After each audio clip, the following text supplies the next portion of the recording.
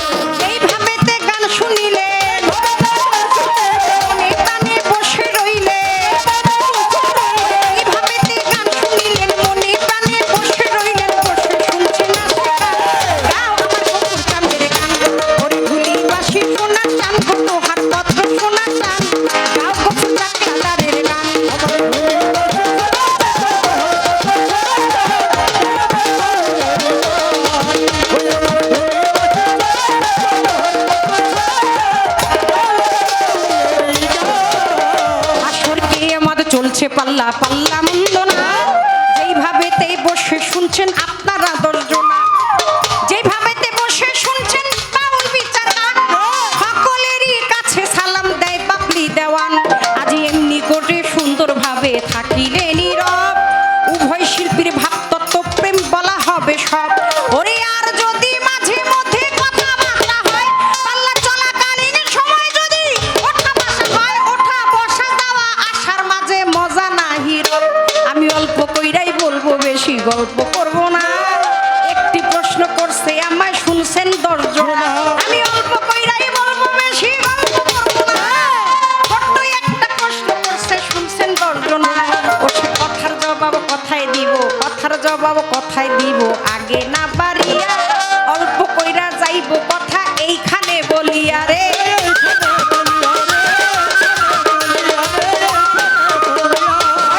শোনেন, আপনার কাছে জানিবারে চাই, কবরে মুমিন যাবে আমি দলিলেতে পাই। তিনটা প্রশ্ন যাবে মুনকির নেকির করিয়া, দিন কি বা হইল তুমি জবাব যাবা দিয়া। রাসূলের ছবি বান্দা তুমি চিননি, চিনা থাকলে নিদর্শন স্বরূপ বলো এখনই। তোমার রব কে বা দিন কি বা বলো আমার ঠাই। মুনকির নেকির কবরে প্রশ্ন কইরা যাবে ভাই। ওই প্রশ্নের জবাব যদি ওই জায়গাতে পারে, আবার মিজানের পাল্লা কি দরকার তার কেন হবে।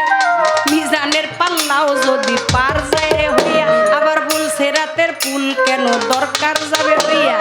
এই তিনটা কথার মাঝে জানিবারে চাই, আমি বলবো বলবো বলবো কথা দলিলে ফরমায়।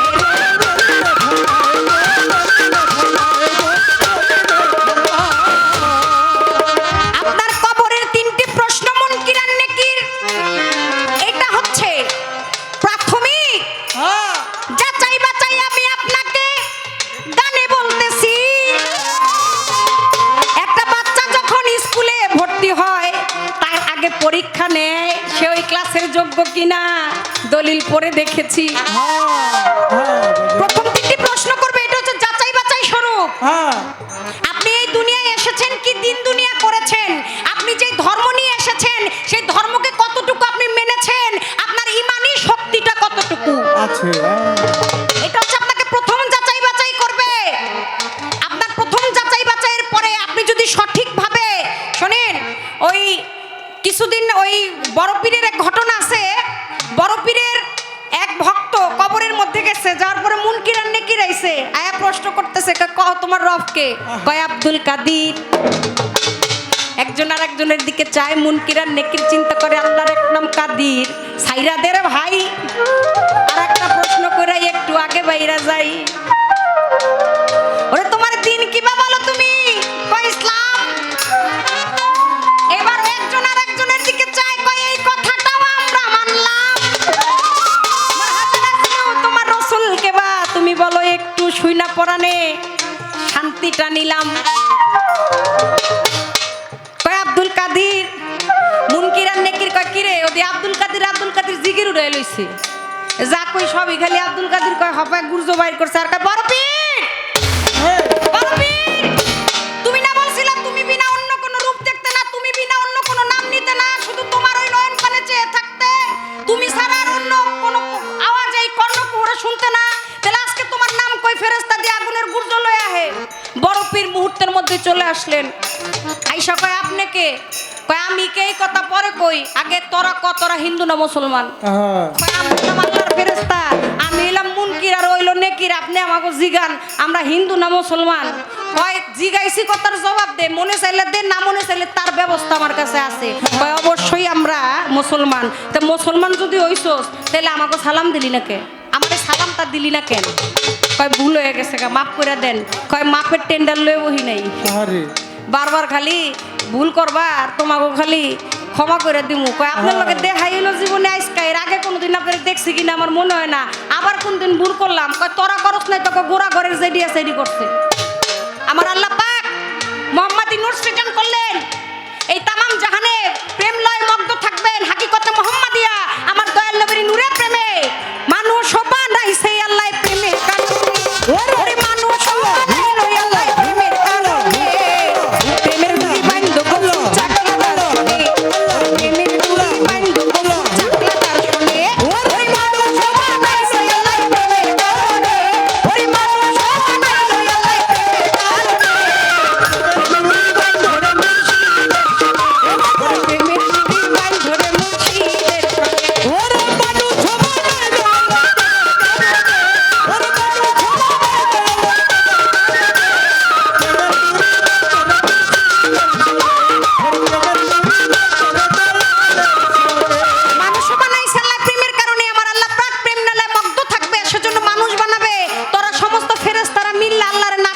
না করছিলি কি লিগা?